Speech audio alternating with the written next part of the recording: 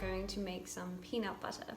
If you're anything like me, you go through about a jar a week, and I got fed up of all the waste, the plastic, the glass, whatever. It was just constant. And I also found it was expensive trying to find the more natural varieties, and I didn't want all of the crap that goes into the other ones, even though I do enjoy them sometimes. So I thought I'd start making it myself, and it is so easy, and you save so much money, you save so much waste, it doesn't take hardly any time, and you can really be experimental with the different ways that you want to do it. First ingredient, peanuts. I pick up my peanuts from Sprouts. You can get them from any bulk market ideally, because then you can get them without any waste.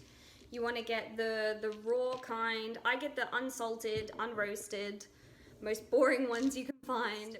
You can also just, if you do like to do this, just buy really large bags of peanuts.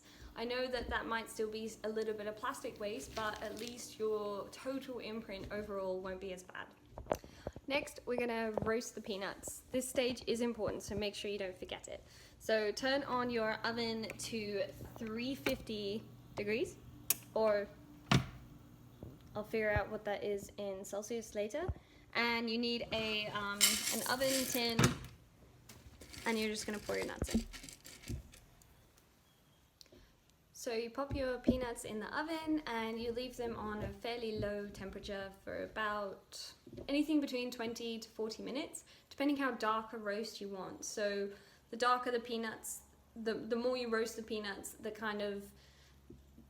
more thick flavor is gonna be. I would recommend that you just experiment. Like a few times I have forgotten they were in the oven and had a very dark roasted batch. And it was fine, and then other times when I was starting out, I didn't roast enough and they were super white, and then the peanut butter was very white in color and didn't have as much flavor. So just experiment, see what flavors you like and which one suits you better. I like something in the middle, usually about 30 minutes in the oven.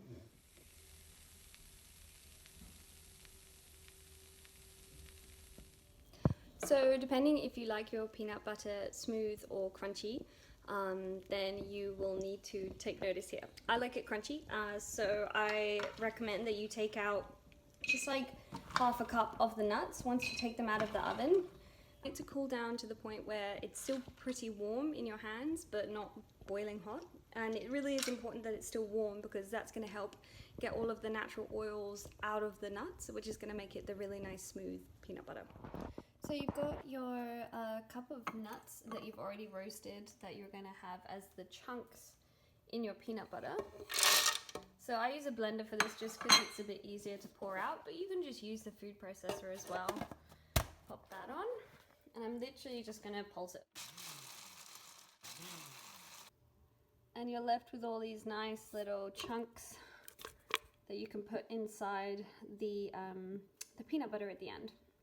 So you want to take your nuts and then you're going to put it in whatever type of food processor you're going to use. So I used to use a blender. You guys call this thing a blender, and that's fine, you can use that. It's a lot more time consuming because you have to keep stopping, wiping down the edges, restarting, wiping down the edges, so it's quite a lot of maintenance. A food processor is obviously quite expensive as a piece of equipment. I started looking around at Goodwills and secondhand places, and it didn't take me very long to find this beautiful thing. So whatever device you're going to use, fill it up with your nuts. Add a bit of salt. One thing to remember with peanut butter is just be patient. It will turn to peanut butter, I promise. At first, it's gonna seem like it's never gonna get there, like it's not working. Just keep going. If you're using a blender, just be patient. Just keep wiping down the sides, putting it in the middle, blending it again, keep going, and eventually, I promise you, it will turn into some really nice smooth peanut butter.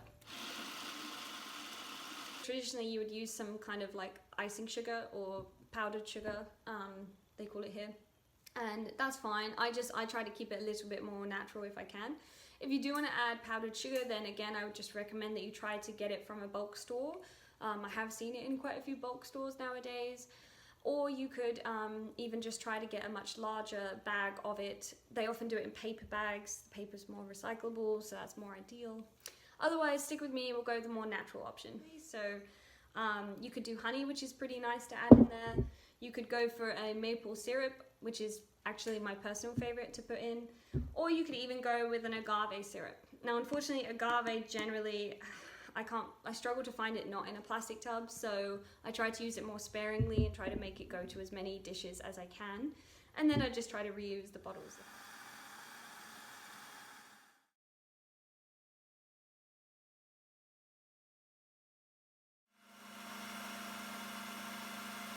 Okay, here we are at 15 minutes of processing. So it's pretty much ready now. It took me about 15 minutes of very loud food processing to get it to this point. I recommend you do it when your flatmates are out of the house so you don't drive everyone nuts with the noise. So now we're ready to start adding our sweetening agent. If you've never done it before, you should probably look up some better recipes for exact measurements. I kind of do it by taste, so I'll add a fairly generous amount of maple syrup, a little bit of salt. Takes like no time at all, just so you can see if you got the right amount. Maybe we'll just add a little more. Just a smidgen, just a little bit.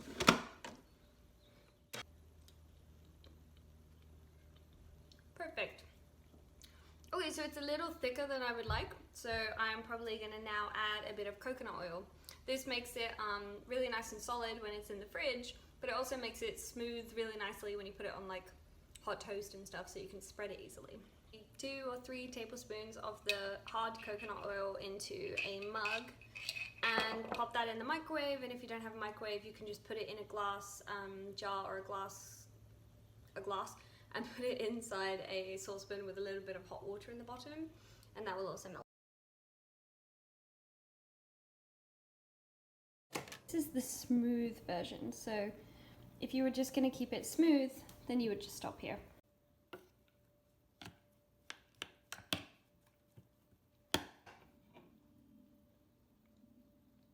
So first, take out your inner blade thing from your food processor, just so you don't accidentally drop it out when you are filling up your jar.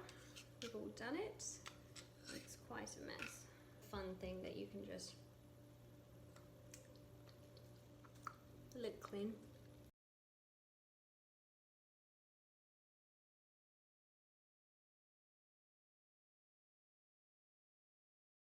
So you saw the amount of peanuts I put in, and this is how much peanut butter I got out. I never worry about it going out of date. I guess it probably does eventually. Maybe I eat it too fast. But it really does seem to keep so well. I mean, it's just nuts and a bit of maple syrup and salt, essentially. So just keep an eye on it. I personally enjoy it way too much and way too fast for it to go out of date.